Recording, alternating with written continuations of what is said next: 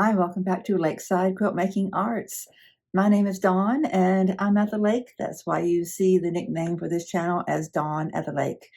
I am sitting here by the machine to start off our video because we're going to do a little bit of maintenance. This is a Brother & Novus Pacesetter 700. It is not actually my machine, so I really want to take care of it. One of my girlfriends, my dear friend Margot, is letting me borrow it. I'm ever so grateful because it's been a fabulous way for me to learn a lot of different things. I'd gotten a false sense of security with my last machine. I'd always been on a Singer all of my life. I could sew a 1/4-inch seam with that thing, no problem. So you start to think, I got this figured out. Well, not so much. When you change machines, it is a whole brand new world. You got to learn everything. So I bet cleaning this will be kind of similar. It's not going to clean probably exactly like my Singer did. But we're going to dive into this and see what it looks like. I'll share the steps with you as we go along. I have looked at a few videos. I haven't seen anyone who's doing a video specifically for this specific machine. So hopefully this will help somebody else. And maybe those videos exist, I just didn't find them. I did find a couple, 2 or 3, that were for Brother embroidery machines, and they look really similar. So there may not really be any difference. But with all that said, let's just get going and see what this one looks like. I'm equipped with my pipe cleaner with very soft brushes. I've got a vacuum very close by. We're also going to take this time to change out the needle. I was watching Kimberly Jolly this morning. She was doing a live. I love when she does lives and she's showing the details of building a block.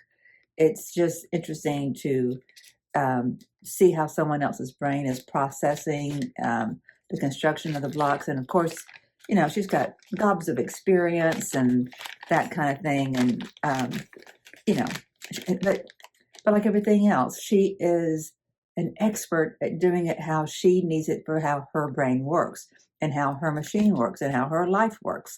So we're, you know, so it's okay if I do it differently or if you do it differently than her, you know, it's all good. So in my little bag of cleaning supplies is also my little screwdriver for the machine. I have another one that I keep handy too. It's got a fatter handle. It's easier to hold on to. And of course we have this standard sew machine little brush, which doesn't do a lot, but it does something. And this little guy, we have this little guy, the little, basically it's their version of a screwdriver. First thing we're going to do is going to take away the old needle so we don't accidentally get ourselves hurt. So we're going to do that, take off the foot itself, and then put some light on this situation and see how things look. There, we can see things a little bit better. Turn on that light. I am well equipped with a cup of afternoon tea, so all should go well. Let's see, what's first here? Here's my other little screwdriver. It's a heart tool one, you know, it's got a fatter handle. You know, sure, it's bigger, you know, and we're not dealing with huge screws, but it works just fine. And the bigger handle is easier on my thumbs and such, so I prefer it. There. That is off. And I'm going to also take out this needle. So the reason I brought up Kimberly Jolly earlier was because in her video that I was watching, she was talking about how often she changes her needle. She changes her needle like every 4 hours. I can't imagine doing that. Something about that seems wasteful to me, and it seems like a needle. You know, this is a piece of metal with a sharp point. How is it not lasting 10 years, much less 4 hours? How is a piece of cloth or a piece of fabric and thread making it dull? I don't know. I don't understand. But I do trust her, and I think maybe I should change it out more often. So when we get done, my needle will be nowhere to be found because I put it inside this little container where I keep my cast-offs, so they're nice and safe, and I will be forced to remember to put in a new one. Okay, so what are we going to do here? We are going to, I don't know if I can get this screwdriver down inside there. See if we can't. Nope. It's kind of hard to do if your thumbs aren't working great. Let's see. I'm getting it. So I think maybe I'm supposed to take this up first. I'm going to set that aside. And then I think this comes up next. Let's loosen this completely because that might be that it needs to be loosened. Saving my screws. They're off to the side.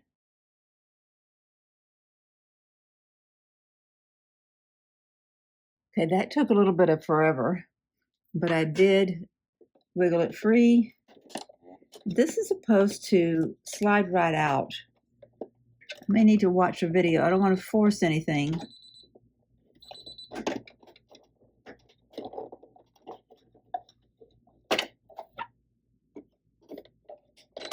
Ah, there we go. Okay, it's not too horrible considering I've not cleaned it since I've had it. And I've had it a few months now.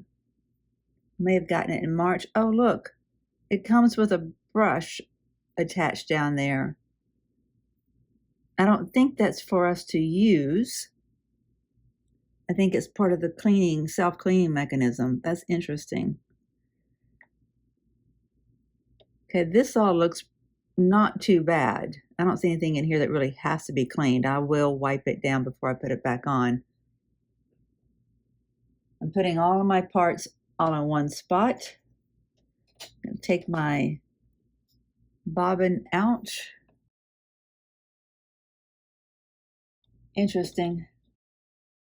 So there's a foam pad here that at first I thought was nothing more than just a bunch of fuzz, fabric fuzz that had accumulated, but it's foam pads. That's kind of interesting.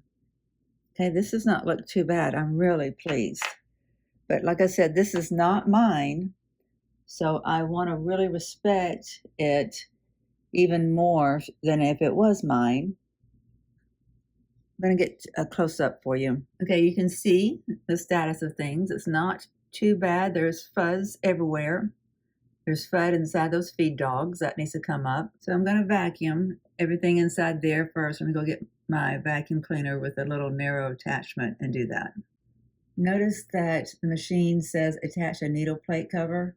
It is well aware that everything is uncovered. So you'll notice that I'm not starting off with a brush or anything that's going to push all that dust down inside the machine. I don't want to do that. I want to pull it up. The brush, in my opinion, is there to knock loose anything that the vacuum can't get up, and then you re-vacuum. But we start with the vacuum. And since this one's handy, I'm going to see how much I can get done with it because I'm feeling kind of lazy. I'm not going to go get my big machine unless I have to. My big machine's got, nozzles with a finer point so that intensifies the vacuum.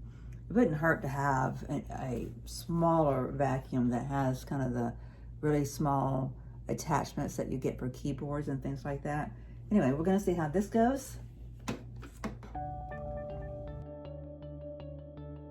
Well, I didn't do too well because the battery died. I haven't charged it in a little bit.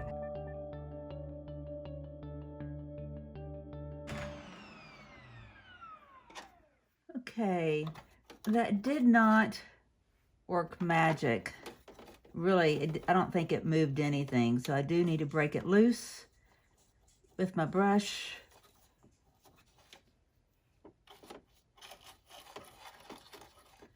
I'm trying not to really push, but to kind of scrub, go side to side to knock things loose. I'm quite surprised it's not had more of a buildup. You can see there's some. So there is some. We'll vacuum that up. Okay. Okay, it sure looks a whole lot better. I'm standing upright, looking directly down into it, not at an angle that you would get from sitting, and I'm really not seeing any debris down in there, which is quite incredible. The reason I say that was quite incredible is because my friend tells me that she had not cleaned it either. Like I said, there really isn't any debris on this to be cleaned off. This is fine. Now you'll see that there is a little white arrow right there. There's a matching white dot right over here. So they get lined up. And then you know you've got it in the right place. And that little bit of foam padding is up against the edge, the front edge of the feed dogs. And it's all good. Alrighty. So we are going to get inside of here in just a minute, so stay tuned for that. We're going to put on a new needle as well. Okay, what was next? We repeat what we did to get everything off. Just do everything in reverse. I'm just so impressed that this has gone so well.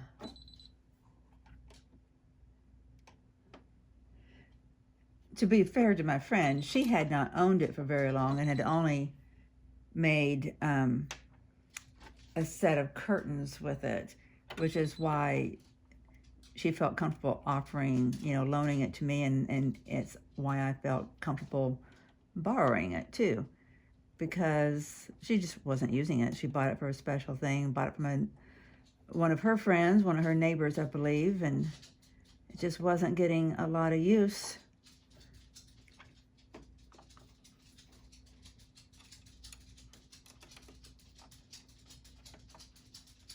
But I've used it enough to where there should have been more fuzz down in there. I bet you every bit of that fuzz is from me.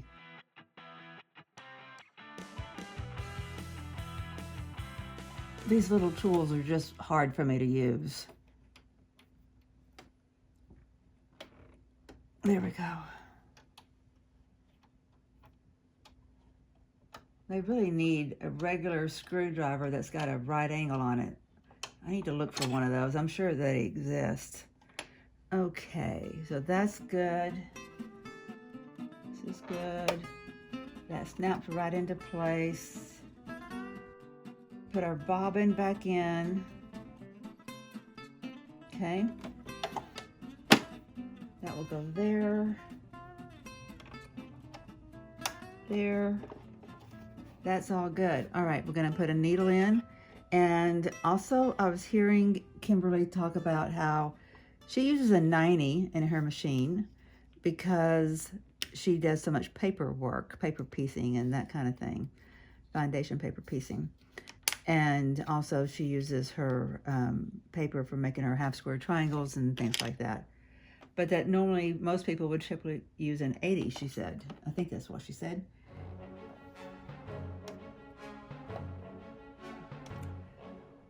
So I'm putting an 80 in. There, the flat side of the needle went towards the back, and then I held it there while I tightened the screw on the side. Okay, all's good there. We're gonna put this back on, and then we're gonna open up the inside. There's some thread caught in there. Why is there thread caught in there? What is that caught on?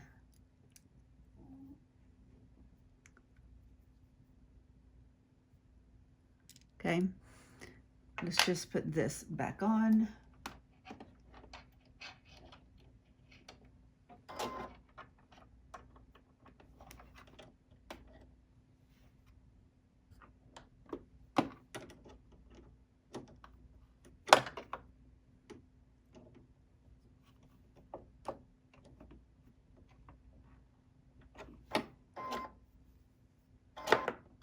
Okay, very good.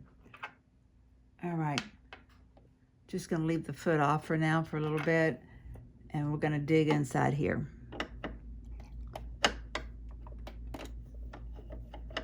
I think it's gonna be spotless and not need me to do one thing, but it's good to take a look.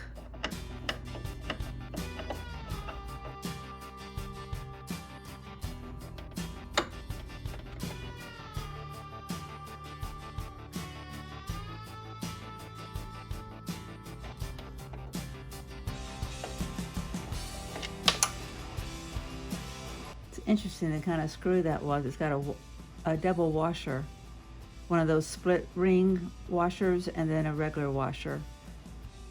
And you can take this off with either a flathead or a Phillips screwdriver. You can't see what I'm doing from my angle. I'm just having to feel it. Yeah, shoot. Okay, let's take a look and see how things look in there. Okay. How do you get it off with this there? That doesn't make sense.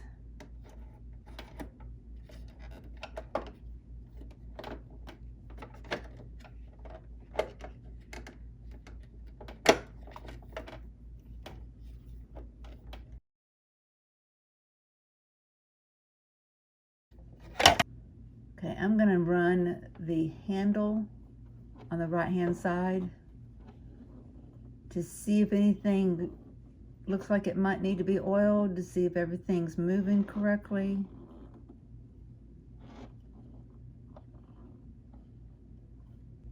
Okay, so the friction points is what you would normally worry about, making sure that you have oil on. And it honestly feels like that could be moving more fluidly. This little point where these wheels, you're not supposed to really make it go backwards, so I'm not going to do that. But let me cut this thread. Okay, that's out of the way. I'm going to put a little bit of oil right in there where those wheels, they're not really wheels, but washers are touching each other. And you don't need much. A little bit of oil goes a long way, right? One of the dangers, probably should be using a lint-free cloth to absorb the extra.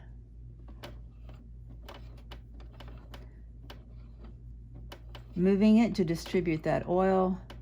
One of the risks you have of putting oil in your machine is, you know, it starts to come off on your fabrics, and we don't want that. That is moving better. Let me see if there's any other points of friction. There is right inside here. Let me show you.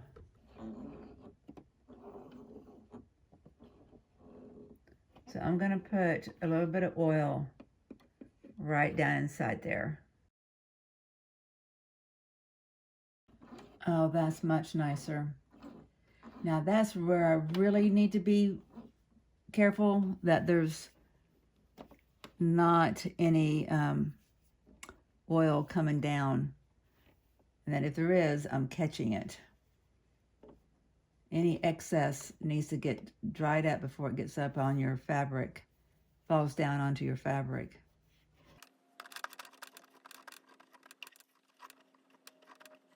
I honestly feel like I could put a little bit more right in there. I'm going to try that. Okay, that's gliding so much better.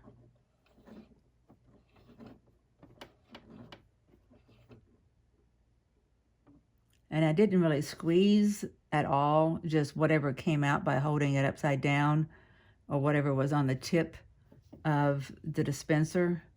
That's what came out. So we're talking a microscopic bit of oil. I really don't want to over oil it, you know. Okay, I see another place that could use a little bit of oil.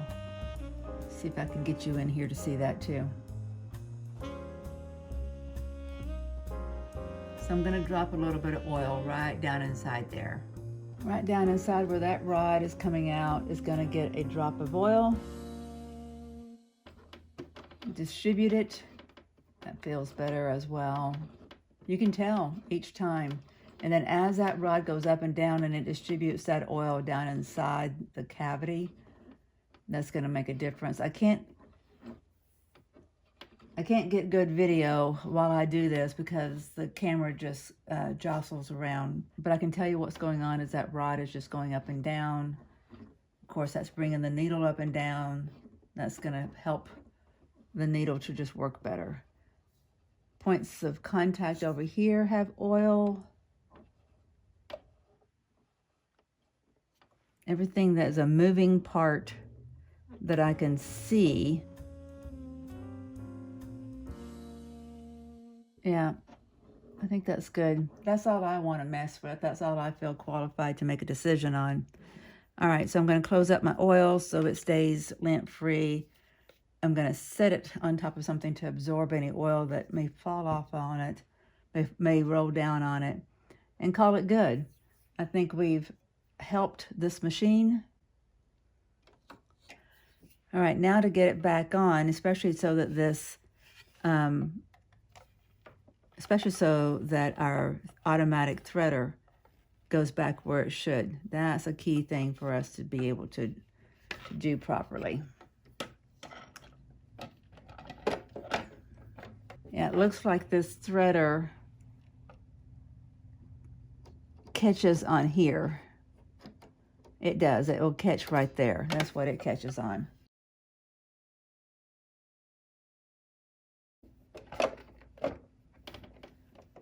There.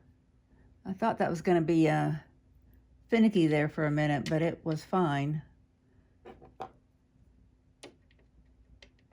And then when it comes to putting these screws back in, I have to remember that it took 10,000 turns to get it off, so it needs to take 10,000 turns to get it back in to get a proper fit. You would think that it wouldn't feel like it was taking so long since it's so small, but those tiny little grooves. It's short, but it's still got a lot of grooves in it. I use my one hand to kind of create tension from the screwdriver to the screw, and the other one to turn it, and that works out well for me. There, done. Yay, and the threader is engaging.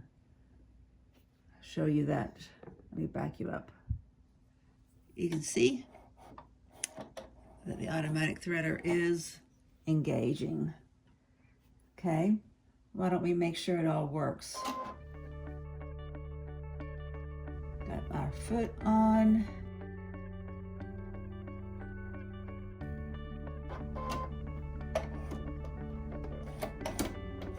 Okay, it's not wanting to work.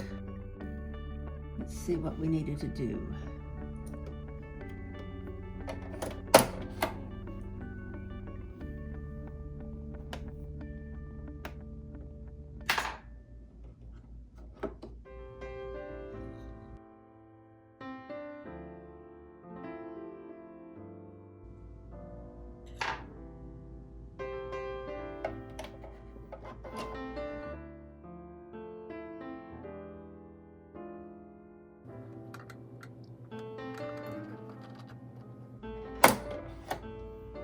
Okay, it's not wanting to do it, but I have a feeling that it's more about the needle position than anything else. Let me make sure my needle is in the right place.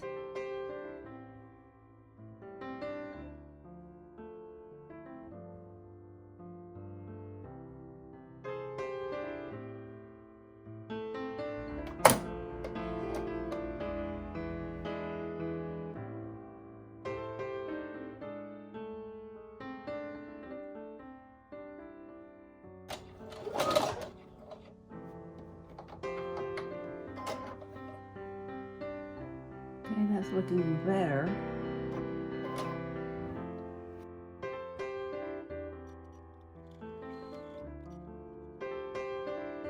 So clearly, we ended up with some tension issues from the cleaning. First thing I need to do is make sure that I have threaded things properly. So I'm going to start from scratch. I watched a video put out by Brother that is all about thread issues and, troubleshooting your machine. One of the things it said to do was to make sure that the wheel on this right-hand side, it's got a little bit of a lip at the top, a line. It needs to be in line with this part of the machine up here. I'll show you a picture of that on screen. I'll get a picture of that. Okay, and I've checked, mine is. You should always start sewing with your foot down, not up. That's fine.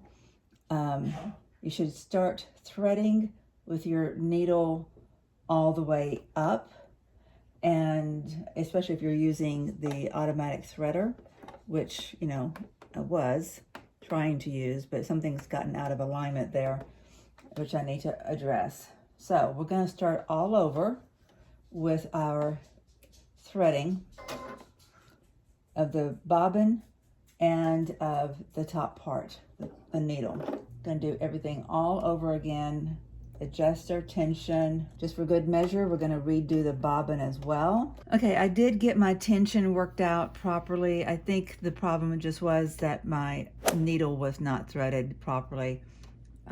Just the top hook at the top of the machine on the inside, I had not got the thread inside of it. So it's working fine now. The only problem I'm having after I've rethreaded, everything kind of fell into place and it works great.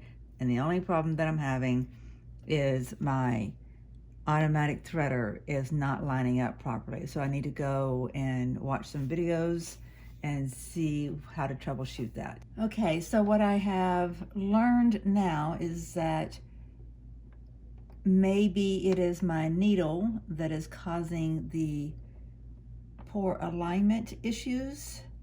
So I'm making sure that it's all the way up and not sliding down as I tighten it. So hopefully that's gonna help with our issue of getting the automatic threader to work. So I'm gonna get it prepped. It's in the thread guide. It's wrapped around where it's supposed to be, pulled over. Yes, that did it. Okay, but what I'm finding is that my thread got shredded doing that. Is it my needle? Why did that get shredded? Let's get a new section of thread here. Let's try again. The foot is down. The needle is up. It did not work. I will say one of the things that's not advantageous for me about the brother is that it's really hard to see down in there. Your line of sight is covered up. It's blocked by this portion of the case. I really could use a different machine because I can't bend my head down there to take a look at things very well at all. I have to do a lot of body contortions. Okay, so let's try this again. We know it wanted to get aligned because it tried to go in, it just shredded it. Okay, that worked. Nope, it did not. Okay, why might it not be working? We know that if I thread it, let's get some slack here. If I thread it, I can sew beautifully. Let's just double check that everything is still working on the machine. Threading this needle. This is a 50 weight, so it should be fine inside this smaller needle. This is a smaller needle, right? If I went down from a 90 to an 80, 80 is smaller, right? Get a nice sharp point on it. Okay, come on, go in there. Putting my finger behind it so I can see the hole, because you really can't see it very well. Okay, it is threaded. I know you're supposed to be able to run the point of the thread down the front of the needle, that there's a groove right there, but you gotta be able to see that too for that to work. Okay, let's just sew something really quickly. Just sew this side. Okay.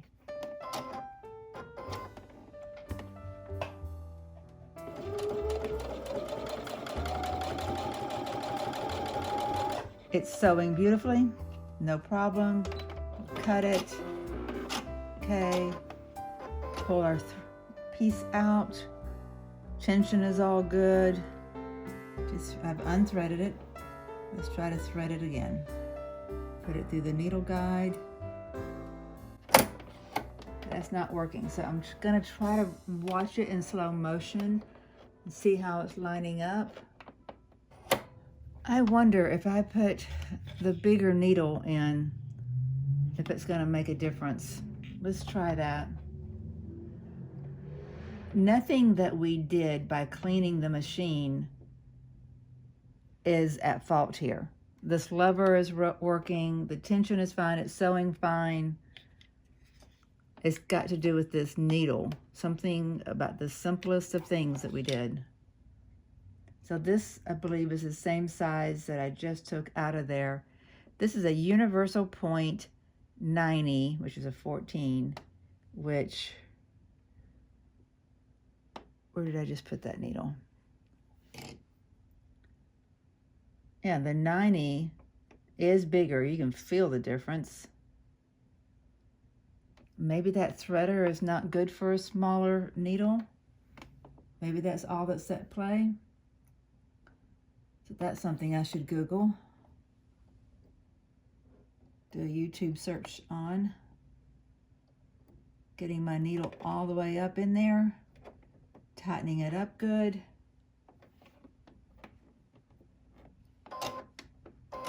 The thread is through the thread guide.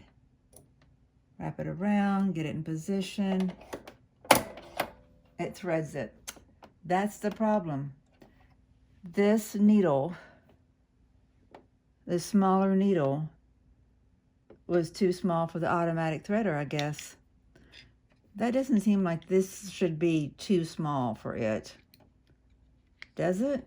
Like, I need to read on that. Let me go do that because I'd like to report back to you what I find out. Hang on. Well, I won't lie. It was a little nerve-wracking there for a little bit when I first put the machine back together and nothing was working. I couldn't sew and I couldn't thread my needle. It was going click, click, click, and it had never gone click, click, click before. Okay, but I played with it, kind of cleared my mind, tried to make myself think and not have emotions and not feel like, oh my gosh, I've ruined my friend's sewing machine. So I worked through it, I watched some videos and figured out that I had not properly threaded my needle. I had not messed up anything. Like, it would have been such a bizarre thing if what I did had messed up anything. But, you know, these machines can be a little finicky. They need things to be just right. And especially that automatic threader needs to be lined up just right with that needle.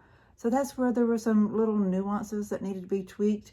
The needle itself, I feel like I need to do some more investigation yet, because initially the needle I put in was a size smaller than what I've been running in this machine. And I've been using Universal Point brand. And well, that's what I put in this time anyway. I don't remember what brand I was using in the machine before. I need to do some research to see if there's a preferred brand of needle that people use in the Brother. That I haven't looked up yet. That might be the only little nuance here, because you know good and well that this threader is not just good for a 1490 needle, right? There's just no way. Surely it will thread a 1180. Well, you know, I thought it was about my position, you know, that I had not maybe put the needle all the way up. Maybe I put it too high, whatever. I tweaked that, and that smaller needle just wasn't going to get threaded. So there's something about that. Maybe there is some alignment issues with that automatic threader. The videos that I have found so far don't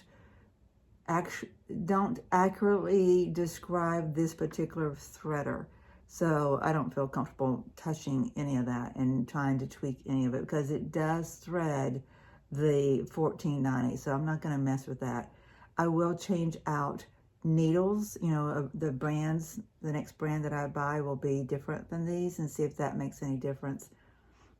I definitely am going to want that automatic threader to work, because I want to, you know, I've discussed this with you in yesterday's video on the unicorn quilt. I want to use some pearl cottons in a 12 weight, and, you know, surely the needle and that thread being bigger, I'd be able to thread that myself. But I still want the threader to work properly. And if it's supposed to be able to thread that size needle, then it needs to be doing that, and there needs to be a reason why if it isn't. I'm always about the whys. Why? If it's not, why? I want to know why. So even though it was a little bit nerve-wracking, I now have a clean machine, and it is threaded, and it has good tension, and it sews beautifully. And oh, and it's also well oiled, right? And I know that I can use it now, not fearing that I'm just gunking up the inside. I was kind of stressing about that because my friend had not cleaned it, and I don't, you know, she only used it for one project.